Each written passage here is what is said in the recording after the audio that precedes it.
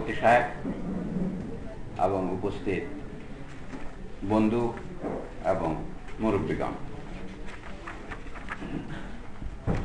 বক্তৃতা সংক্ষিপ্ত হওয়াই বাঞ্ছনীয় এবং ইংরেজিতেও বলে brevity is the essence of wit. বুদ্ধি দীপ্তির সারমর্ম হচ্ছে সংক্ষেপে বলা, সেটা আমরা পারি না, এই জন্য আমরা অনেক বেশি কথা বলি। তা আমি জনাব কামরুল হাসান বাদলকে ধন্যবাদ জানাচ্ছি, তার প্রবন্ধটা সংক্ষিপ্ত। এইটা একটা আমি বলি দুর্লভ গুণ। অল্প কথার মধ্যে মানে 20 মিনিটের মতো সময়ের মধ্যে একটা প্রবন্ধের মধ্যে সমস্ত কথা বলা সম্ভব নয়, সেই ঝুঁকি উনি জেনে শুনে নিয়েছেন। ফলে তিনি একটু সমালোচিত হবেন যে এটা বলেননি ওটা বলেননি। আমি কি বলিনি সেই তালিকা মহাসাগরের সমান, কিন্তু আমি কি বলবো সেটা সামান্য হয়। তা আলোচনার উনি যা বলেছেন আমি তার মধ্যে সীমিত রাখবো, কি বলেননি সেই তালিকা দীর্ঘ করবো না। আমাদের সামনে বড় প্রশ্ন হচ্ছে, আমাদের দেশের মানুষ কি সাম্প্রদায়িক? এটা প্রাণ খুলে জিজ্ঞেস করা উচিত আমাদের। আমি মনে করি আমাদের আলোচনার মধ্যে কিছু কিছু প্রশ্ন অনুচ্চারিত থেকে যায়। যেমন পাকিস্তান একটি সাম্প্রদায়িক রাষ্ট্র, এই কথাটা উনি বলেছেন, অনেকেই এটা বিশ্বাস করেন। কিন্তু পাকিস্তান আন্দোলন যখন হয়েছিল তখন বেশিরভাগ মানুষের সমর্থন করেছিল কিনা, এটাই সেটা তথ্যের প্রশ্ন। পূর্ব বাংলায় যেখানে হয়েছে বেশিরভাগ মানুষ যদি সমর্থন করে থাকে তাহলে তারা কেন করেছিল, এই প্রশ্নটা করতে হয়। এটা কিন্তু সাম্প্রদায়িক বলে রায় দিলে হবে না। কেন তারা যদি সাম্প্রদায়িক হয়, ধরেন সাম্প্রদায়িক মানে আমাদের চোখে ভালো নয়, খারাপ, আমি তো বুঝছি সম্প্রদায়ের অর্থই, আর অসাম্প্রদায়িক মানে ভালো, তাহলে বেশিরভাগ মানুষ একত্রিত হয়ে একটা খারাপ কাজ করতে গেল কেন? তখন দেখা যাবে তাহলে মানুষকে স্বভাবতই খারাপ কাজ করতে চায়, মানুষকে স্বভাবতই বলে তাল গাছটি আমার। আমরা বলে ন্যায় বিচার মানি বটে, সালিশ মানি বটে, কিন্তু তাল গাছটি আমার। ব্যাপারটা কি তাই ছিল? তাহলে আমাদের আরো একটু পিছনে যেতে হয়। পাকিস্তানটা হয়েছিল কোথা থেকে? ব্রিটিশ শাসিত ভারতবর্ষ থেকে। এবং ব্রিটিশ শাসনের বাইরে যে সমস্ত দেশীয় রাজন্যবর্গ শাসিত করদ রাজ্য বলে, সেগুলিও শেষ পর্যন্ত সিদ্ধান্ত নিতে বাধ্য হয়েছিল তারা হয় পাকিস্তানে যাবে, না হয় বাংলা কি বলে এটা ভারতে যোগ দেবে। কামরুল হাসান সঠিকই বলেছেন, পাঞ্জাব এবং বাংলাদেশ এই বিভক্তির সবচেয়ে বড় সাক্ষাৎ শিকার, প্রত্যক্ষ শিকার। কিন্তু আরেকটা কথা আমরা বলতে পারতেন, আরো বড় শিকার হচ্ছে কাশ্মীর। কাশ্মীরও বিভক্ত হয়েছে, কিন্তু কাশ্মীর জানে না সে কোথায়। কিছু অংশ ভারতে আছে, কিছু অংশ আজাদ কাশ্মীর বলেই পাকিস্তানে আছে। অর্থাৎ বাংলা, পাঞ্জাব এবং কাশ্মীর বললে আরো একটু পূর্ণ হয়। এরকম সবাই প্রভাবিত হয়েছে। কিন্তু এই দেশভাগের রাজনীতিটা বাদ দিয়ে 1971-এর আলোচনা আমরা সাধারণত করি, সেটা কঠিন হয়ে পড়ে। আরেকটা কথা বলতে হবে, বাংলাদেশের মানুষ 1971 সনে সবাই বাংলাদেশ চেয়েছিল, মুষ্টিমেয় মানুষ ছাড়া। যদি আপনি নির্বাচনকেও বলেন, বাংলাদেশের মানুষ 1970 সনে অনেক দিন পরে যৌথ নির্বাচনে ভোট দিয়েছিল। 1954 সনের নির্বাচন আপনারা জানেন, যৌথ নির্বাচন ছিল না। হিন্দু হিন্দুকে ভোট দিত, মুসলমান মুসলমানকে ভোট দিত, আসনগুলো ছিল সেভাবে বণ্টিত। এটা ইংরেজরা চালু করেছিলেন 1919 সন থেকে। 1919 সনের ভারত শাসন আইন, 1935 সনের ভারত শাসন আইন এবং 1947 সনের ভারতের স্বাধীনতা আইন, এগুলি কোনোটাই যেটাকে বলে পৃথক নির্বাচন ব্যবস্থা সেটাকে নাকচ করে নাই। এটা তারা চালু করেছিল এবং সেটা মুসলমানরাও দাবি করেছিল। ধরুন ফজলুল হক, শেরে বাংলার কথা বলছি, তিনি 1950-এর দশকে এক সাক্ষাৎকারে বলেছিলেন, এখন আমরা যৌথ নির্বাচন চাই, তাতে হিন্দু মুসলিম নির্বিশেষে প্রার্থী দাঁড়াবে, হিন্দু মুসলিম নির্বিশেষে ভোট দেবে, বিশেষ হবে না। কিন্তু তাকে বলছে, তখন তাকে জিজ্ঞেস করা হলো, সাংবাদিকরা যেরকম বেতমিজ প্রশ্ন জিজ্ঞেস করে, আপনি তো 1935 সনে যৌথ নির্বাচন চাননি কেন? বলে তখন ঈসার দিনে ঈসা, মুসার দিনে মুসা। অর্থাৎ আমরা সেই যুগেরটা সেই যুগে করেছি, এই যুগেরটা এই যুগে করবো। এখন পাকিস্তানের বিরুদ্ধে মানে পাঞ্জাবিদের আধিপত্যের বিরুদ্ধে লড়তে হলে বাঙালিদের এক হওয়া দরকার। এই এক হওয়ার জন্য যৌথ নির্বাচন প্রথায় আমাদের জন্য ভালো। তবু 1954 সনের নির্বাচন যৌথ হয়নি। আমরা যেন অনেক আন্দোলনের পর, এই যে 60-এর দশকের ছাত্র আন্দোলনের কথা আসলো, তার একটা প্রত্যক্ষ ফল হচ্ছে 1970-এর নির্বাচন হয়েছিল যৌথভাবে। এখনো বাংলাদেশের সংবিধান খুলে দেখেন, আমার বন্ধুদের বলবো, নির্বাচন কমিশন সংক্রান্ত যে বিধানটা আছে, আমাদের সংবিধানটা ভাগ আছে 11টা, আমাদের 7 নম্বর ভাগে নির্বাচন কমিশন নিয়ে আলোচনা আছে। সেখানে দেখবেন 121 নম্বর ধারায় আছে, নির্বাচন কমিশন যে নির্বাচনের তালিকা তৈরি করবেন, যেটাকে আমরা বলি ইলেকটোরাল রোল, ভোটার তালিকা, সেখানে পৃথক কোনো লিস্ট করা যাবে না। কি কি পৃথক করা যাবে না? প্রথমে আছে ধর্ম বিশেষ কোনো তালিকা করা যাবে না, এই তালিকা হিন্দুর, এই তালিকা মুসলিমের করা যাবে না, যে ব্রিটিশ আমল করেছিল। তার সাথে আরো 3টা যোগ করা হয়েছে। সেটা কি? ধর্মের পরে আসছে, এটাকে বলে জাতি। ইংরেজিতে লিখছে রেস, বাংলা লিখছে জাতি। দেখেন জাতি শব্দের অনুবাদে আমাদের অনেক সমস্যা হয়। আমরা মুসলমান জাতি, হিন্দু জাতি ব্রিটিশ আমলে শুনেছি, আবার নারী জাতি পুরুষ জাতিও বলি। জাতি শব্দ না অনেক, আমরা পিঁপড়া জাতি, মাকড় জাতি বলতে পারি। তারপরে তৃতীয় কি করা যাবে না বলছে, হিন্দুদের মধ্যে আছে এটা বর্ণ। ভারতে এটা বড় সমস্যা ছিল, বর্ণ ভিত্তিক তালিকা করা যাবে না। এই যে আমরা শিডিউল কাস্ট বলি, মানে এটা কি? শিডিউল মানে হচ্ছে আমরা বলি দলিল পত্রের শেষে যেটা থাকে তফসিল। আপনার চৌহদ্দি যখন লিখি জমির উত্তরে অমুকের জমি, দক্ষিণে অমুকের জমি, এটাকে আমরা তফসিল বলি। ভোটার তালিকার শেষে একটা আলাদা তালিকা হবে, আদমশুমারির শেষে একটা আলাদা তালিকা থাকবে, ওইখানে এদের নাম লেখা হবে। আগে ইংরেজিতে বলতো আউটকাস্ট, যারা জাতিচ্যুত, ম্লেচ্ছ বা অচ্যুত, যাদের ছোঁয়া যায় না, আনটাচেবল বলতো। সেইটাকে নতুন নামকরণ করা হয় ব্রিটিশ আমলে। আদমশুমারির শেষে 1872 সনে প্রথম আদমশুমারির ফলাফল প্রকাশিত হয়। তালিকা করার সময় মুসলমান তালিকা করলে হিন্দুদের মধ্যে বহু কাস্ট করা হলো, যারা কাস্ট হিন্দু। বঙ্গদেশে 3টা বড় কাস্ট, ব্রাহ্মণ, বৌদ্ধ, কায়স্থ। তারপরে যারা আছে তাদের আরো আছে, বাংলাদেশে 36 জাতপাত আছে, সেই লম্বা কাহিনী না বলার। তালিকার বাইরে যাদের রাখা হবে তাদের নাম হলো শিডিউল কাস্ট। শিডিউল কথাটা ব্রিটিশরা বলে, আমেরিকানরা বলে স্কেডিউল। এইটার মানে হচ্ছে পরীক্ষার রুটিন কম, স্কেডিউল বলি আমেরিকায়। তো সেইভাবে শিডিউল কাস্ট মানে হচ্ছে আউটকাস্ট। আউট কথাটা কাইটা শিডিউল লিখে দিয়েছে, মানে যারা বর্ণচ্যুত, সমাজচ্যুত।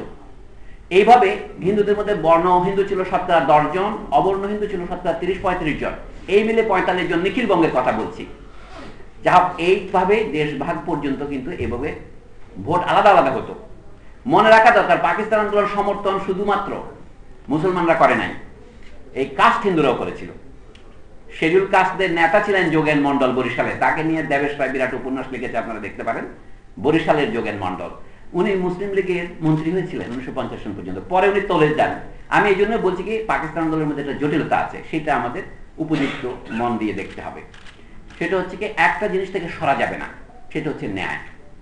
ন্যায় মানে কি বলে, আমি দেখতে আমার বাবার ন্যায়। যখন আমি বলি বাংলা ভাষা সবাই ন্যায় শব্দটা বুঝি আমরা, আমি দেখতে আমার বাবার মতন। ন্যায় শব্দটার আদি অর্থ হচ্ছে মতন, ওই রকম হওয়া। আপনি যেরকম আচরণ পাবেন আমাকেও সে আচরণের অধিকারী করতে হবে। প্ল্যাটো খুব সুন্দর করে বলেছিলেন, খুব সহজ করে বলে, জাস্টিস ইজ এ স্কোয়ার। আমি ইংরেজিতে এইভাবে পড়েছি। অর্থাৎ ন্যায় হচ্ছে একটি বর্গক্ষেত্র। বর্গক্ষেত্র কাকে বলে? আমরা স্কুলে যারা 2 ক্লাস পড়েছি তারাও বুঝে ফেলেছি। বর্গক্ষেত্র মানে তার 4 বাহু সমান, 4 কোণ সমান, তাহলে বর্গক্ষেত্র হয়। অর্থাৎ সকলেই সমাজ, যদি নানা শ্রেণী, সমাজ যে শ্রেণীতে বিভক্ত, এটা প্ল্যাটো সাহেবও জানতেন, আজকে তৈরি হয় নাই। এই জন্য বলছে সমাজে যাকে তার ভূমিকা অভিনয় করতে দিতে হবে এবং যাকে তার প্রাপ্য দিতে হবে। আমরা অবশ্য মনে করি যে হাতের 5 আঙুল তো সমান হয় না, সমান হয় না বটে, কিন্তু কাজ করার সময় বলে ভাত খাওয়ার সময় সবাই সমান হয়ে ধরতে হয়। এগুলো পপুলার উদাহরণ। প্ল্যাটো এই জন্য বললেন, সমাজে যে যার ভূমিকা না করে তাহলে হবে না। শাসক শ্রেণী কি করবে, উৎপাদক শ্রেণী কি করবে, সৈনিকেরা কি করবে, উৎপাদন যারা করে কৃষক এবং কারিগর তারা কি করবে, এইভাবে তিনি 4 ভাগ করেছিলেন। এমনকি সেই ন্যায় থেকে যখনই আমরা সরে যাওয়ার চেষ্টা করি, তখন আমরা আর যাই করি না কেন, রাষ্ট্র করি না। আমি আর একটা উদাহরণ দিই।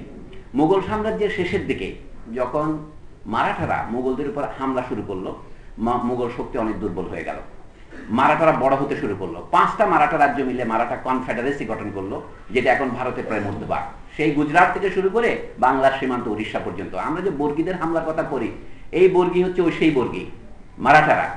আমরা যেটাকে বাংলায় বলি মহারাষ্ট্র, সেটাকে প্রাকৃত ভাষায় মহারাষ্ট্র থেকে আমরা মারাঠা বলেছি, মহারাষ্ট্র লোক আর কি। এরা বাংলাদেশে এসে খাজনা দাবি করত।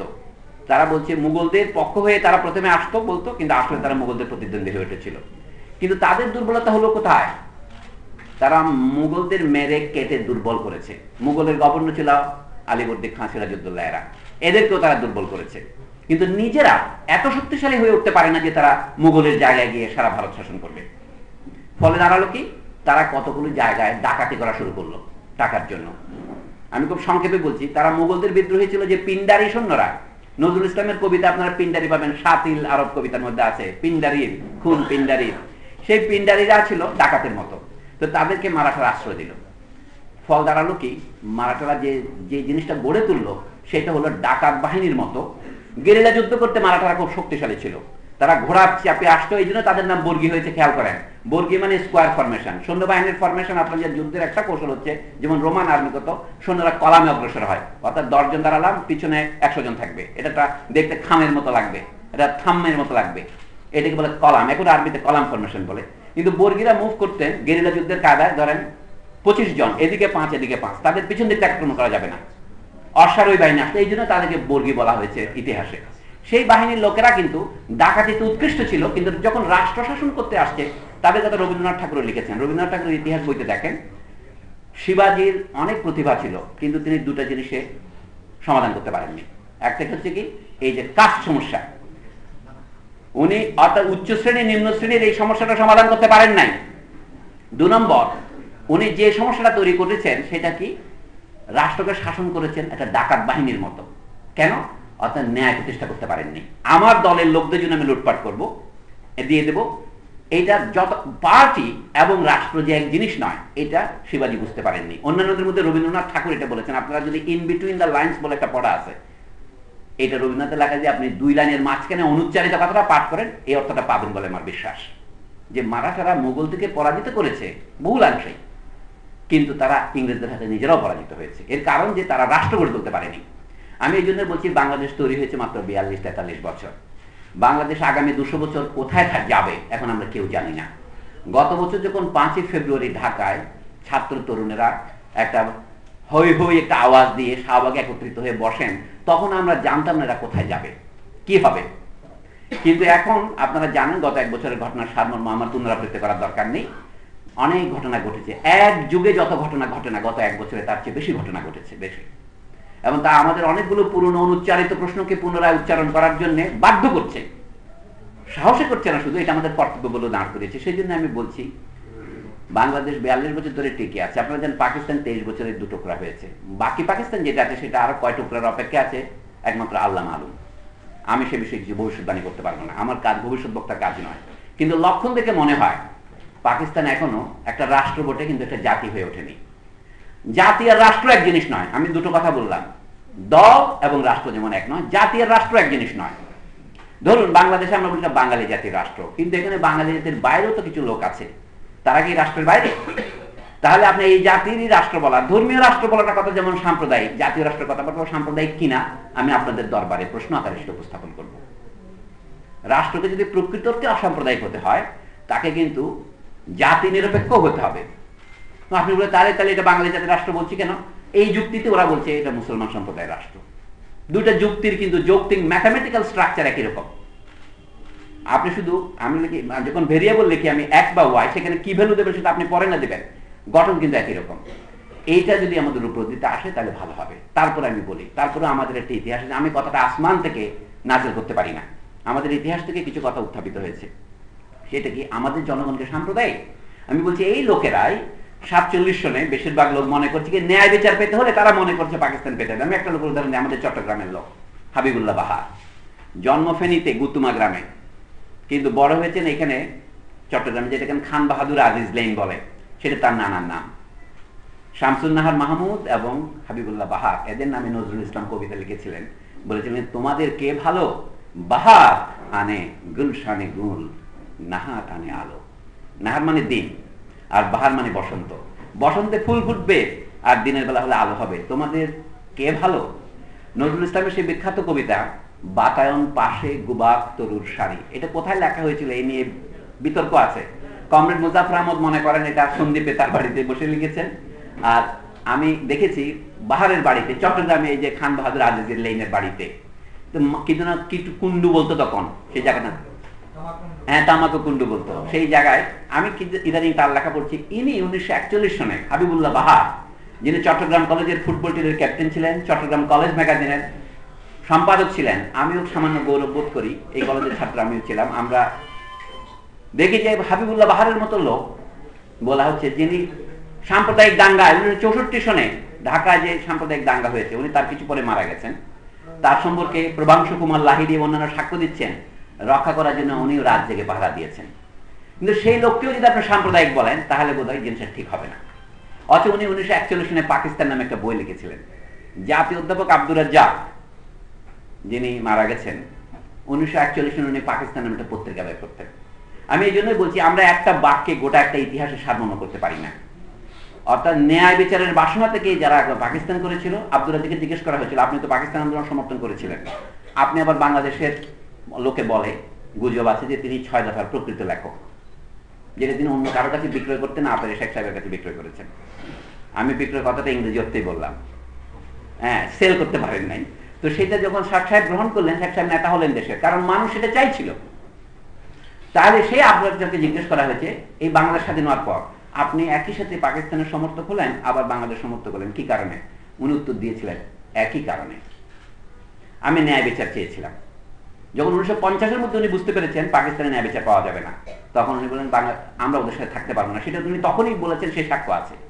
যাই হোক, আমি এই জন্য বলছি যে আমাদের একটা জায়গায় দৃঢ়ভাবে দাঁড়াতে হবে, সেটা হচ্ছে ন্যায়ের পক্ষে।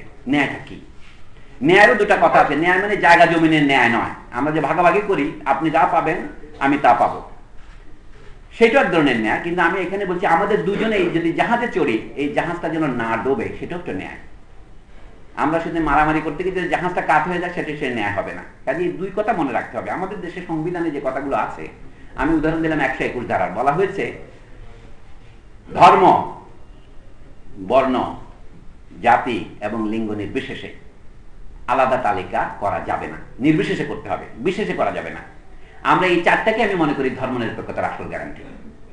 সংবিধানের শুরুতে যাই বলা হোক না কেন, যতদিন পর্যন্ত পৃথক নির্বাচন ব্যবস্থা আবার চালু না হয়, ততদিন কিন্তু সাম্প্রদায়িকতা হবে না। কিন্তু তাই বলে কি বাস্তবে সাম্প্রদায়িকতা হচ্ছে না? আমি বলছি কাগজের জিনিস এক জিনিস, বাস্তবের এক জিনিস। সেই জন্য আমি আপনাদের সাথে একটা জিনিস শেয়ার করি। আমাদের দেশের মানুষ সাম্প্রদায়িক কিনা সে বিষয়ে উদাহরণের জন্য আমি আপনাদের সাথে একটা জিনিস শেয়ার করছি। আপনারা জানেন এখানে চট্টগ্রামেই নাজিরহাট কলেজের অধ্যক্ষ গোপাল মুহুরীকে নিয়ে হত্যা করা হয়েছিল। এবং যারা চট্টগ্রামের লোক তারা আমার চেয়ে ভালো জানেন এটা। এরকম একটা ঘটনা তার কিছুদিন আগে ঘটেছিল ব্রাহ্মণবাড়িয়ায় 1989 সনে। ওই ঘটনার 2001-এর আরো 12 বছর আগে। সেই ঘটনার কাহিনী আপনাদের অনেকের মনে নাও থাকতে পারে, যাদের বয়স কম, যারা 1991 পরে জন্মেছেন তারা জানেন না হয়তো। সেই কাহিনীর সময় তখন আহমদ সফার নাম আপনারা নিশ্চয়ই শুনেছেন, আমাদের চট্টগ্রামের গৌরব, আমার শিক্ষক। তার একটা পত্রিকা ছিল, পত্রিকার নাম হচ্ছে উত্তরণ, সাপ্তাহিক পত্রিকা। সেটাতে তিনি একটা সম্পাদকীয় লিখেছিলেন ব্রাহ্মণবাড়িয়া সেই ঘটনা নিয়ে। আমি সেটা কিছু অংশ বলি। ব্রাহ্মণবাড়িয়া সেই ভদ্রলোকের নাম ছিল শশাঙ্ক দেবনাথ এবং তার বউয়ের নাম ছিল বিরজাবালা দেবনাথ। তাদেরকে 1 বছরের ব্যবধানে 2 বার হত্যা করা হয়। শশাঙ্ক বাবুকে হত্যা করা হয় ত্রিপুরার জঙ্গলে নিয়ে গিয়ে, তাকে কেটে টুকরো টুকরা করা হয়। তারপরে 1 বছর পরে তার বাড়ির 6 জনকে তার স্ত্রী শুদ্ধ কেটে একটা ড্রামের মধ্যে, চুনওয়ালা ড্রামের মধ্যে রেখে দেওয়া হয়। এইটাকে আমরা যে এখন এটা হচ্ছে সম্পত্তি গ্রাসের জন্য করা হয়েছে বলে আমরা প্রমাণ পেয়েছি। এতদিন পরে বলছি তখন তৎক্ষণাৎ লেখার এখন বলা এক জিনিস নয়। সেপ্টেম্বর মাসের 24 থেকে 30 তারিখে যে সপ্তাহ, সেই সপ্তাহে আহমদ সফা উত্তরণ পত্রিকার সম্পাদকীয়তে লিখেছিলেন। সম্পাদকীয়তার নাম থাকে না, উনি যেহেতু প্রধান সম্পাদক, আমি ধরে নিচ্ছি ওনার লেখা। সেটাতে আমি একটু করে পড়ি, আপনারা দয়া করে একটু শুনুন অল্প। উনি লিখছেন এইভাবে, আমাদের দেশের মানুষ সাম্প্রদায়িক কিনা তার উত্তরে আমি এটা পড়ছি। প্রথমে মনে হবে সাম্প্রদায়িকতা কি এবং সাম্প্রদায়িকের বিরুদ্ধে আমরা কি করতে পারি, তার উত্তর এই সম্পাদকের মধ্যে আছে কিনা বিচার করে দেখুন। অবশেষে সংবাদ পাওয়া গেল, ব্রাহ্মণবাড়িয়ার যে অখ্যাত নিদারাবাদ গ্রামে শশাঙ্ক দেবনাথ এবং বিরজাবালা দেবনাথের ভিত্তিতে এই পরিবারটির 7 জন মানুষের নৃশংস হত্যার স্মৃতিকে জাগরুক রাখার জন্য একটি স্মৃতিস্তম্ভ প্রতিষ্ঠা করার উদ্যোগ নিয়েছে ইউনিয়নের মানুষ। এই খবরটা আসলো যে গ্রামের মানুষ তাদেরকে স্মরণ করে একটা স্মৃতিস্তম্ভ রাখবে, স্মৃতির মিনার। গ্রামবাসী শশাঙ্ক দেবনাথ কিংবা তার স্ত্রীপুত্রের জীবন ধারণের নিশ্চয়তা দিতে পারেনি। সম্পত্তি লোভী মানুষ 2 বছর আগে শশাঙ্ক দেবনাথকে আগরতলার জঙ্গলে নিয়ে দা দিয়ে কুপিয়ে হত্যা করে।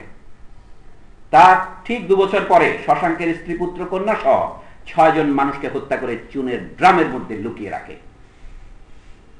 শশাঙ্কের নিখোঁজ হওয়ার পর খুনের আসামির জামিন মঞ্জুর না করলে এ অসহায় পরিবারটি হয়তো বেঁচে যেতে পারত।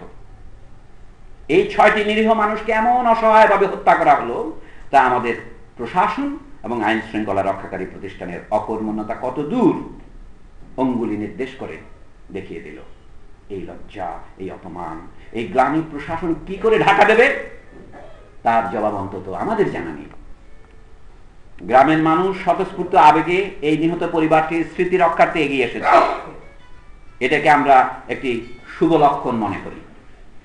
আমরা কি করতে পারি তার আহমদ বলছেন, এই হত্যা রোধ করা যেত যদি, সেটাই হতো সবচেয়ে ভালো।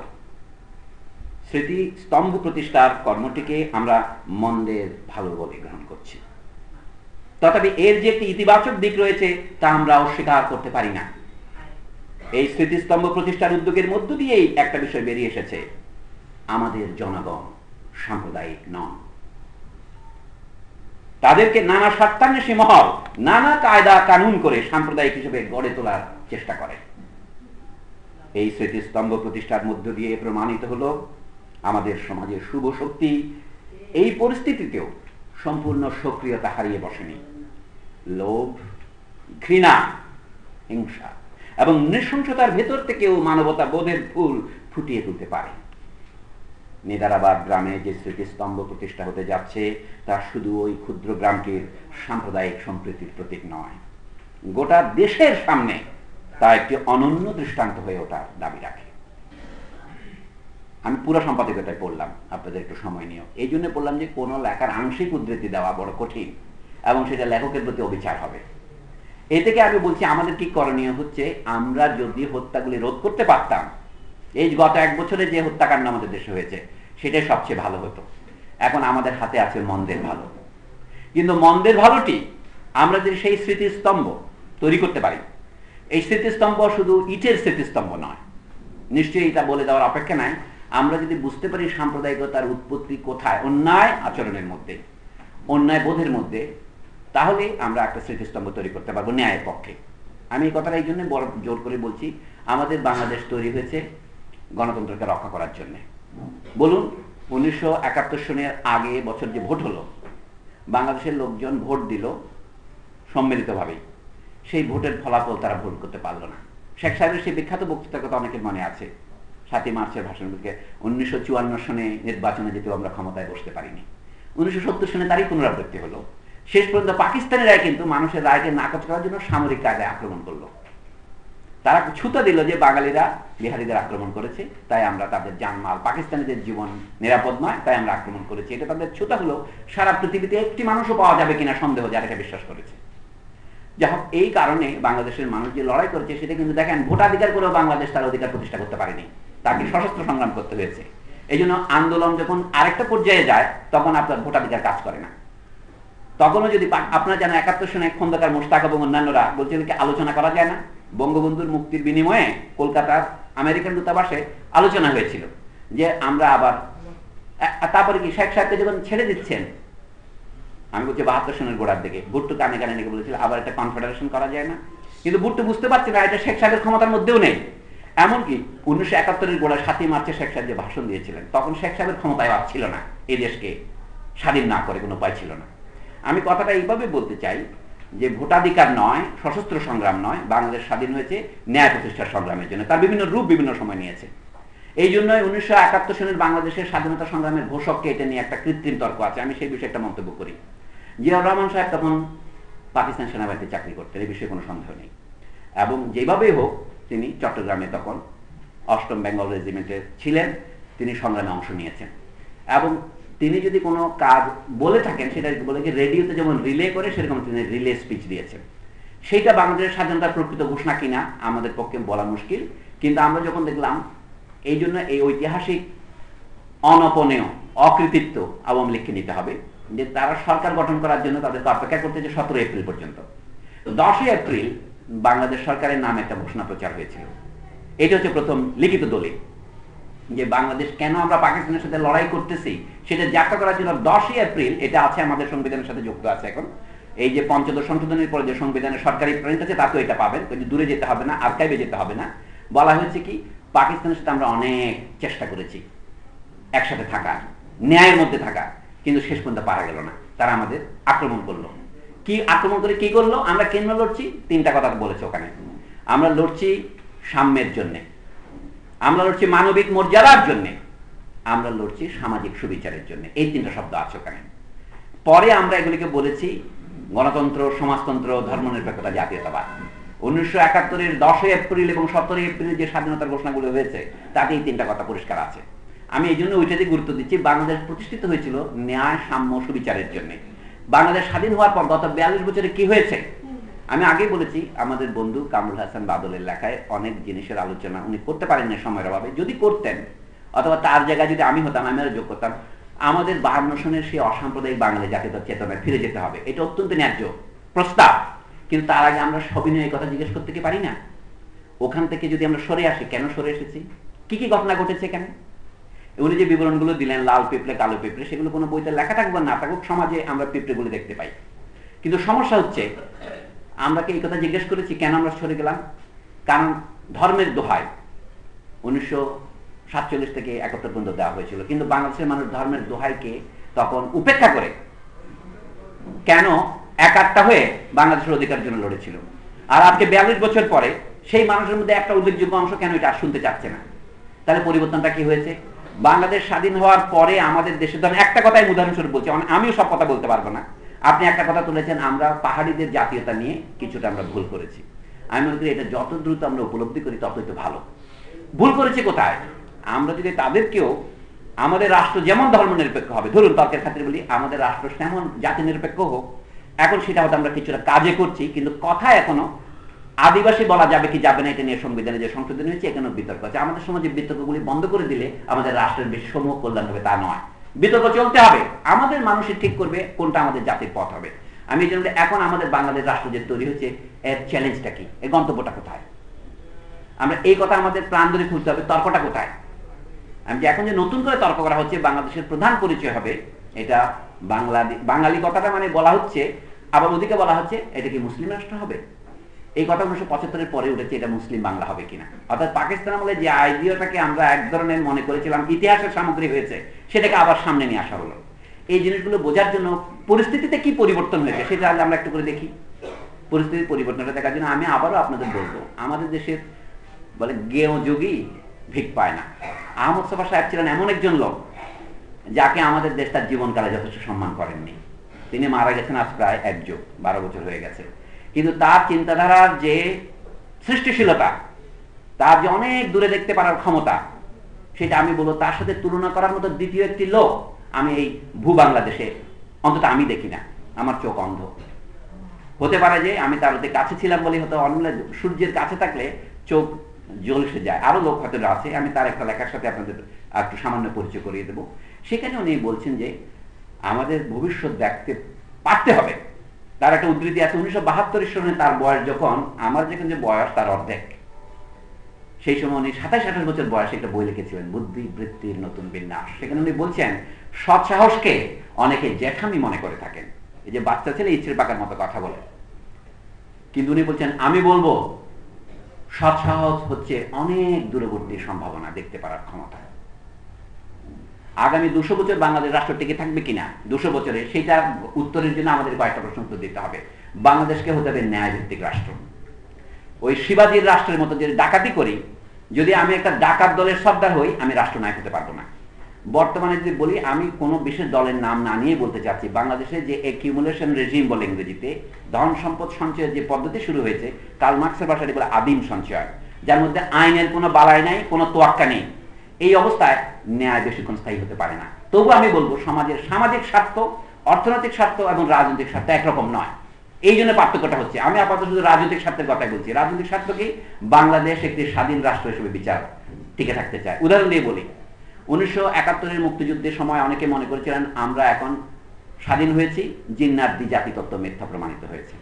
কথা ঠিক আছে, তাহলে আমরা কোন জাতি? দ্বিজাতি তত্ত্ব না হলে কি আবার আমরা ভারতবর্ষের সাথে এক জাতি হয়ে যাব? এটাই কংগ্রেসের দাবি ছিল, যে কারণে 47 সনের আন্দোলনগুলি হয়েছিল। আসল সত্যটা আহমদ মুস্তফার মতে যে ভারতবর্ষ ছিল বহু জাতির একটি উপমহাদেশ, ইউরোপের মতো একটি মহাদেশ, আয়তনও প্রায় ইউরোপের সমান। এখানে নানা জাতির স্বার্থকে সমন্বয় করে একটা যুক্তরাষ্ট্রীয় সরকার গড়ে তোলা দরকার। এটা তৎকালে অনেকেই বলেছিল, এমনকি প্রথম দিকে মুসলিম লীগ এই কথাই বলেছিল, কিন্তু শেষের দিকে কংগ্রেস বলছে না, ভারত এক জাতি, এক জাতি এবং এক জাতি। সেই কারণেই আমি অনেক লম্বা কথাটা শর্ট করে বলছি হলো, কিন্তু বাংলাদেশ স্বাধীন হওয়ার পর জিন্নার দ্বিজাতি তত্ত্ব মিথ্যা প্রমাণিত হয়েছে, সে বিষয়ে সন্দেহ নাই। হিন্দু মুসলিম দুটো আলাদা জাতি নয়, এটা বাংলাদেশ প্রথম দেখালো ভারতবর্ষে।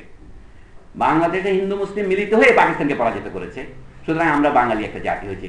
এটা দেখে যদি কাশ্মীরিরা অনুপ্রাণিত হয় বা অহমিয়ারা যদি অনুপ্রাণিত হয় নৈতিকভাবে, আমি তাদের কাছে আপনাকে 100 ট্রাক অস্ত্র পাঠাতে বলছি না, সেটা তাদের ব্যাপার, তাহলে আপনি কেন সেটাকে ইতিহাসের দিক থেকে স্বীকার করবেন না? অর্থাৎ ভারতবর্ষ যখন বহু রাষ্ট্রের, বহু জাতির একটি রাষ্ট্র, সেখানে নানা জাতির অধিকারের ভিত্তিতে একটা কেন্দ্রীয় রাষ্ট্র যদি হতো, আজকে চীন যেমন একটা রাষ্ট্র আছে, তার মধ্যে চীনের মধ্যে যেমন তাইওয়ান আলাদা আছে, সেটা রাজনৈতিক কারণে। কোরিয়া বিভক্ত আছে, জার্মানি বিভক্ত ছিল, এক হয়েছে, কিন্তু বাংলাদেশ আর পশ্চিমবঙ্গের বিভক্তিটা ঠিক সেটা নয়। বাংলাদেশ ছিল পাকিস্তানের অংশ, আমরা আলাদা হয়েছি। পশ্চিমবঙ্গ কিন্তু ভারতের অংশ আছে, সে আলাদা হতে চায় কিনা সেটা তার ব্যাপার, আপনি তারা বলতে পারেন না। তারপর সে আলাদা হয়ে স্বাধীন রাষ্ট্র থাকতে পারে, আপনার সাথে সে ঐক্যমত হতে পোষণ করতে পারে, সেটা তার ব্যাপার। এই জন্য আমি বলবো যারা এক রাষ্ট্র চায় সারা ভারতে, তাদের স্বপ্ন কিন্তু পূরণ হয়নি। তো উপমহাদেশে 2 রাষ্ট্রের জায়গায় 3 রাষ্ট্র হয়েছে, এটা আপনাদের বুঝতে হবে। তাহলে বাংলাদেশ রাষ্ট্রের ভিত্তিটা কি? এই ভিত্তিটা ধরেন কথা কথা বলে 2টা ভিত্তি হতে পারে। এই যেরকম আমরা ধর্মনিরপেক্ষ গণতান্ত্রিক রাষ্ট্র, আর একটা ধর্মভিত্তিক সাম্প্রদায়িক রাষ্ট্র। তো যদি ধর্মভিত্তিক সাম্প্রদায়িক রাষ্ট্র বাংলাদেশ হয়, সে তো পাকিস্তানও ছিল, তাহলে উপমহাদেশের পূর্ব দিকে একটা পাকিস্তান, পশ্চিম দিকে আরেকটা পাকিস্তান, যদিও 2টা স্বাধীন, এই তো হচ্ছে। কিন্তু বাংলাদেশকে এই জন্যই হয়েছিল না, বাংলাদেশ কিন্তু ওই আদর্শকে নাকচ করে হয়েছিল। আচ্ছা, তার আরেকটা কি হতে পারতো, বাংলাদেশে এক জাতি হইয়া ভারতের সাথে এক হয়ে গেল, সেটা তো বাংলাদেশ অপশন করেনি, চায়নি, কেউ চেয়েছে এমন কথা আমরা শুনিনি। তাহলে বাংলাদেশ স্বাধীন রাষ্ট্র থাকতে চায়, অথচ সে সাম্প্রদায়িক থাকতে চায় না, এটা একটা বড় চ্যালেঞ্জের ব্যাপার। এটা একটা পুলসিরাতের পুল, ওতে চিকন, আপনার একটা চুলের উপর দিয়ে হাঁটতে হবে। তাহলে বাংলাদেশের সামনে চ্যালেঞ্জগুলো কি? আচ্ছা, চ্যালেঞ্জ হচ্ছে 2 ধরনের আমাদের। এখন একদল লোক বলতে চাচ্ছেন যে বাংলাদেশের 88 জন বা 91 জন মূলক মুসলমান, সুতরাং মুসলমান রাষ্ট্রগুলোর অসুবিধা কি? তাদের যুক্তিটা আপনি শুনবেন। আমি যে অসুবিধা একটাই আছে, যদি বাংলাদেশের সকল মুসলমান মিলে একটা রাষ্ট্র হয়, তাহলে আপনি কিসের ভিত্তিতে করছেন? ইসলামের ভিত্তিতে। খুব ভালো কথা। তাহলে পাকিস্তানের সাথে আবার এক হচ্ছেন না কেন? সে কথা কড়াকড়ি বলেন, ওরাও তো মুসলমান। আচ্ছা, দুনিয়াতে যত মুসলমান আছে তাদের রাষ্ট্র সংখ্যা কত আমি জানি না, 40, 60, কেউ বলে 60, কেউ বলে 40। আপনি রাষ্ট্র কাকে গণ্য করেন তার উপর নির্ভর করে। ধরেন 60টা রাষ্ট্র আছে ওআইসির সদস্য, তা আপনি সবার সাথে একটা রাষ্ট্র করছেন না কেন? আর তার বিপরীতে আমরা বলি জগৎ জুড়িয়া এক জাতি আছে, সে জাতির নাম মানুষ জাতি। তো সব মানুষ জাতি মিলে একটা রাষ্ট্র হয় না কেন? এগুলো হচ্ছে মুদ্রা কথা। আপনি বলছেন এগুলি পুরনো কথা, আপনার নতুন করে বলছেন না। বলছি এর জন্য যে জাতিসংঘ বলে একটা বস্তু আছে, জানেন, সবাই জাতিসংঘ সদস্য হতে বাধ্য নয়। যেমন সুইজারল্যান্ড একটা বিরাট দেশ, যেখানে সবাই গিয়ে আমরা বলি সে জাতিসংঘ সদস্য হয়নি। এমনকি জাতিসংঘের সদস্য পদও কাউকে বাধ্যতামূলক করা যাবে না, অথচ আপনি ইচ্ছা করলে জাতিসংঘ সদস্য পদ হতে পারবেন। আমি বলছি দুনিয়ার সব মানুষ মিলে একটি রাষ্ট্র যেমন হয়নি, মানব জাতি এক হওয়া সত্ত্বেও, অনুরূপ দুনিয়ার সব মুসলমান মিলে এক রাষ্ট্র হয়নি। সব খ্রিস্টান মিলে এক রাষ্ট্র হয়েছে। হ্যাঁ, এক সময় বলা হতো, ইউরোপকে বলা হতো খ্রিস্টানডম, খ্রিস্টান সাম্রাজ্য। কখন আমাদের কি করণীয় হবে, আমি কথা গুছিয়ে আনছি। এখন আমাদের করণীয় কি? আমি তো আমস্তাফার রেফারেন্স দিলাম, এখন আমি একটু ইউরোপের রেফারেন্স দিই, কারণ সবকিছু তো আমরা ইউরোপ থেকেই বিসমিল্লাহ করি।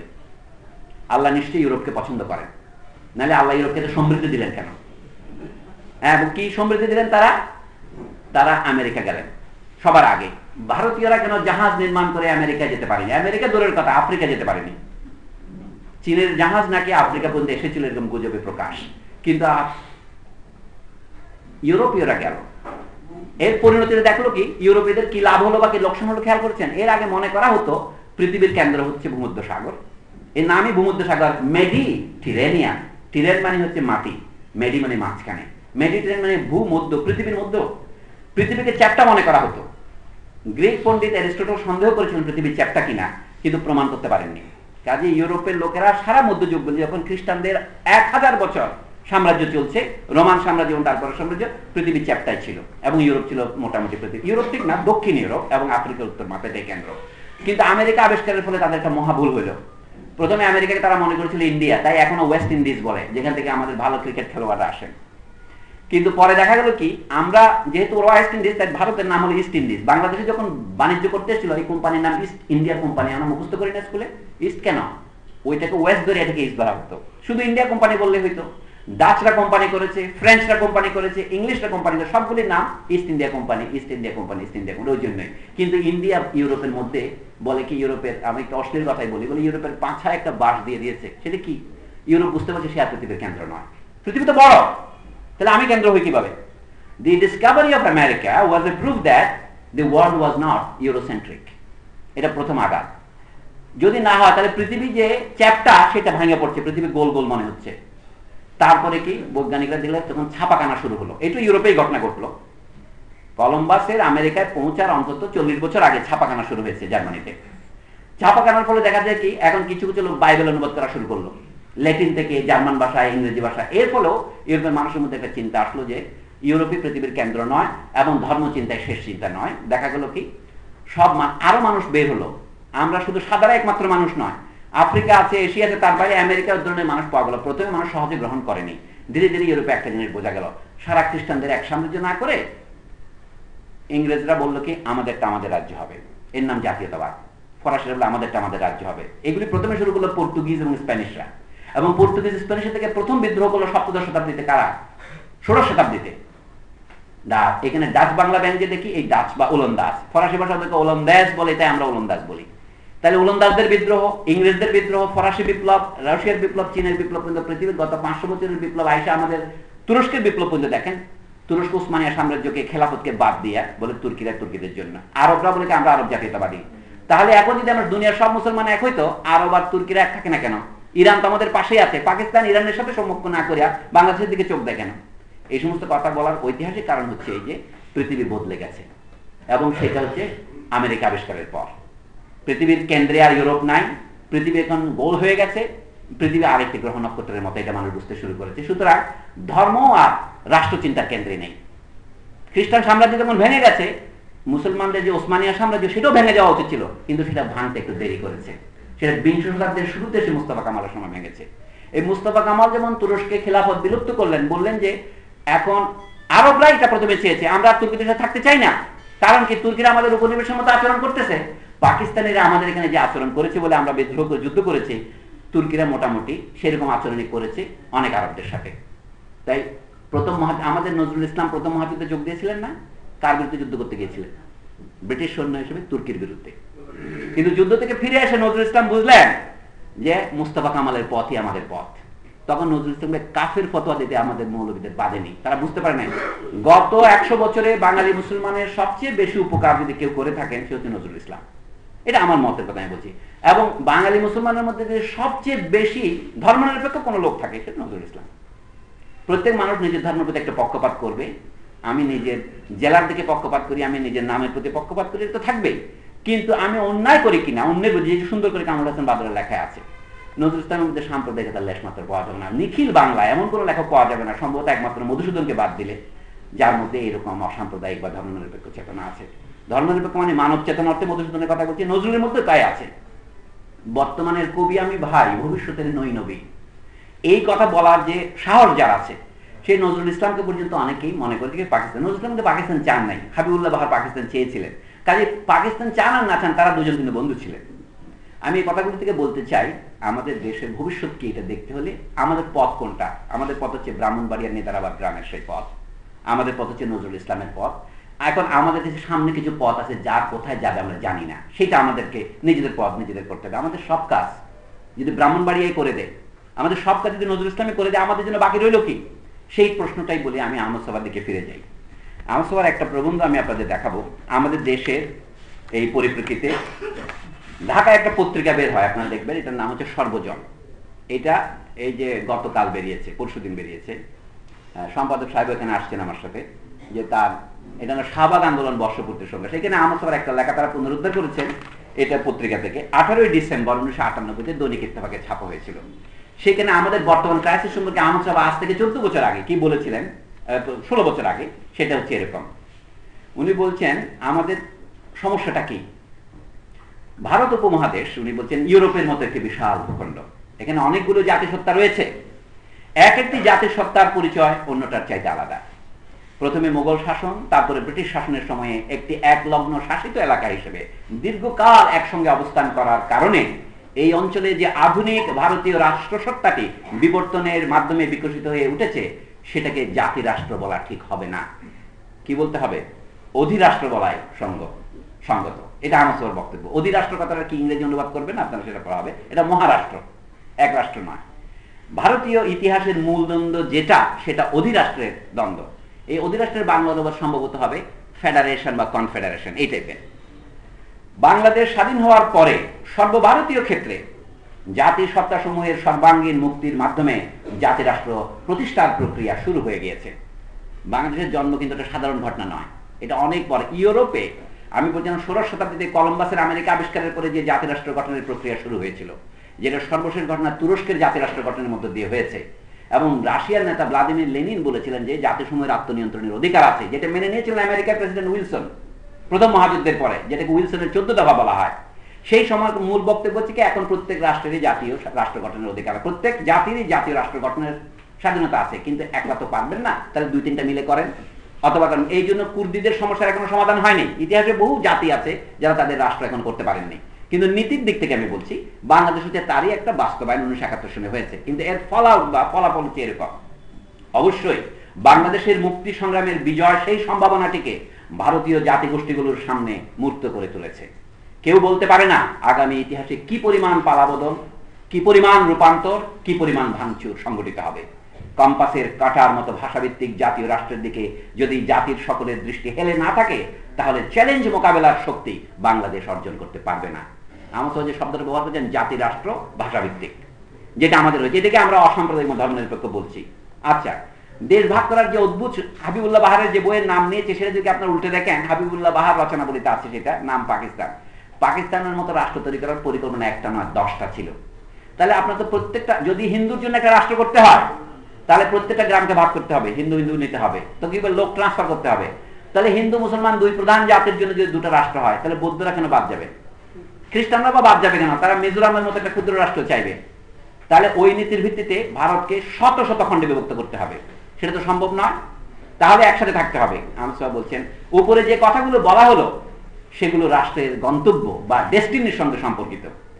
রাষ্ট্র এবং জাতিকে অধিকাংশ সময়ে এক করে দেখা হয়, কিন্তু এটা সঙ্গত নয়। রাষ্ট্রের টিকে থাকার যেমন কতগুলো চ্যালেঞ্জ থাকে, তেমন কোন জাতি সুগঠিতভাবে বিকশিত হওয়ার পথেও কতিপয় চ্যালেঞ্জ বর্তমান থাকে। আমসা লিখছেন, আমার ধারণা বাংলাদেশি জাতির সুষ্ঠুভাবে বিকশিত হয়ে ওঠার মুখে প্রধান বাধাটি হলো ধর্ম এবং সংস্কৃতির মধ্যে একটি সুষম সমন্বয়ের অভাব। কথাটা ভেবে দেখার মতো। এই পরের বাক্য নিয়ে ব্যাখ্যা করছেন, বাংলাদেশি জাতি গঠনের ক্ষেত্রে যদি ধর্মচিন্তাটি মুখ্য এবং প্রবল হয়ে দাঁড়ায়, তবে এই অঞ্চলের প্রান্তিক জনগোষ্ঠী, আদিবাসী জাতিসমূহ, সংখ্যালঘু, হিন্দু, বৌদ্ধ, খ্রিস্টান, এই সকল সম্প্রদায় জাতির মূল ধারাস্রোতের মধ্যে নিজেদের অস্তিত্ব আর পরিচিতি সন্ধান করতে ব্যর্থ হবে।